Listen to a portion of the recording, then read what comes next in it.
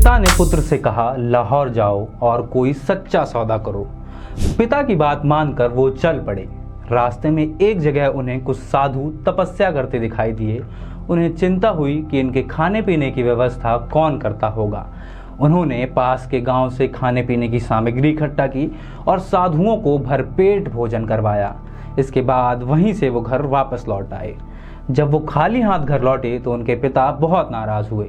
उन्होंने अपने पिता को पूरी बात बताई और कहा, कर्म करते हुए अपना मन वाहिगुरु में लगाना, भले लोगों की संगति करना और मिल बांट कर खाना ही तो सच्चा सौदा है।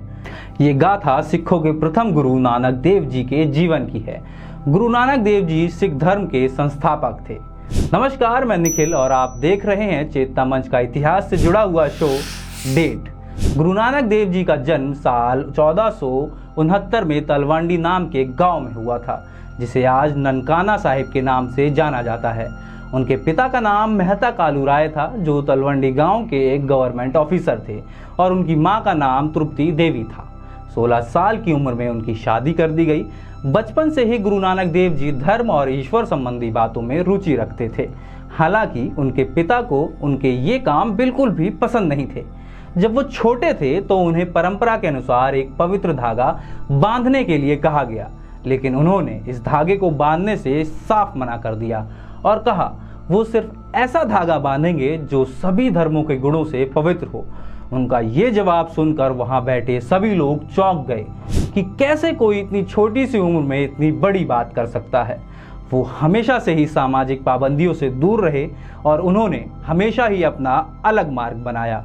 गुरु नानक देव जी जब कुछ और बड़े हुए तो उनके पिता को ये चिंता सताने लगी कि उनके बिजनेस को आगे कौन संभालेगा, क्योंकि नानक जी का मन तो व्यापार में लगता नहीं था। लेकिन उनकी बहन को ये बात पता थी कि उनके भाई में कुछ असाधारण तेज है और वो बाकी सब से काफ़ी अलग हैं। गुरु नानक देव जी इस बात पर विश्वास रखते थे कि जिस तरफ देखो उस तरफ भगवान है, जिसको देखो उसमें भगवान है। उन्होंने लोगों के बीच गलत और रूढ़िवादी परंपराओं को बदला।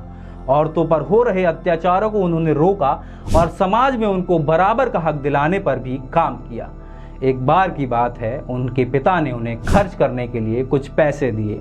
उन्होंने उन पैसों से गरीबों को खाना खिलाया और इस तर्ज पर बाद में उन्होंने लंगर की भी शुरुआत की, जिसमें बिना किसी के धर्म या जाति देखकर बिना भेदभाव के भरपेट खाना दिया जाता है और ये प्रथा आज भी चली आ रही है। गुरु नानक देव जी को पूरी दुनिया भर में उनके धर्म के प्रति योगदान के लिए आज भी याद किया जाता है। उन्हें अलग अलग देशों में अलग अलग नाम से जाना जाता है, जैसे श्रीलंका में नानक आचार्य, नेपाल में नानक ऋषि और तिब्बत में नानक लामा के नाम से। साल 1507 में गुरु नानक देव जी ने अपनी शिक्षा को और लोगों तक पहुंचाने के लिए भाई मर्दाना, भाई लहाना, भाई बाला और भाई रामदास के साथ निकल पड़े। इस यात्रा में वो अफगानिस्तान, अरब और तिब्बत जैसे कई देशों में गए और अपने ज्ञान का प्रकाश फैलाया। उनकी इस यात्रा को नाम दिया गया उदासी। उन्होंने सिखों के धार्मिक ग्रंथ गुरु ग्रंथ साहिब का भी निर्माण किया। उन्होंने करतारपुर नामक एक शहर भी बसाया, जहां उन्होंने एक धर्मशाला की स्थापना की। कहा जाता है कि इसी स्थान पर 22 सितंबर 1539 के दिन उन्होंने आखिरी सांस ली। हालांकि कई लोगों को इस तारीख को लेकर कई तरह की भ्रांतियां भी हैं। कहते हैं समर्थ व्यक्ति के पीछे दुनिया चलती है, ऐसे व्यक्ति ही समाज में अपनी छाप छोड़कर जाते हैं। आज की डेट का सफ़र यहीं तक। मिलता हूं दोस्तों आपसे अगली डेट पर। तब तक के लिए अपना ख्याल रखिएगा।